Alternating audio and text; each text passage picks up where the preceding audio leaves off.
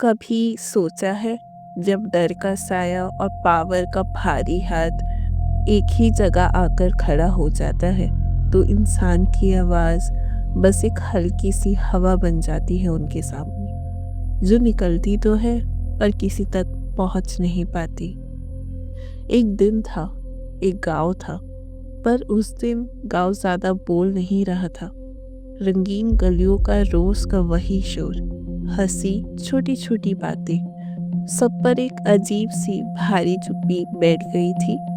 लोग दरवाजों के पीछे से देख रहे थे, खिड़कियों से झांक रहे थे, आंखों में सवाल थे पर जुबान पर ताला।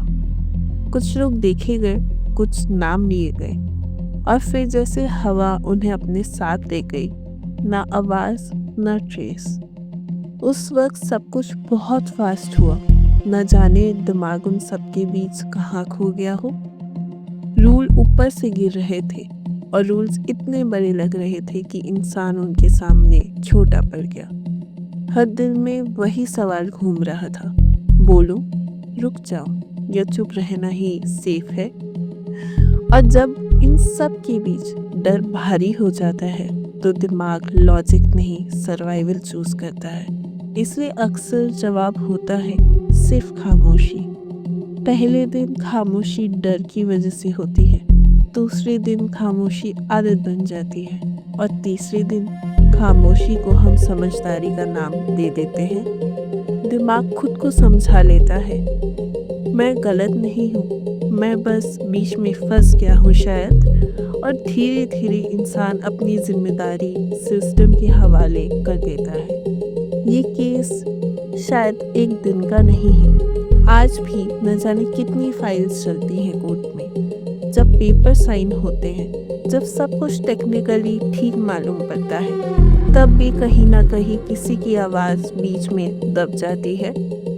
सच वहाँ मौजूद तो होता है, पर अक्सर धीरे ही सुनाई देता है। गलत दिखता है पर हाथ आगे नहीं बढ़ पाते।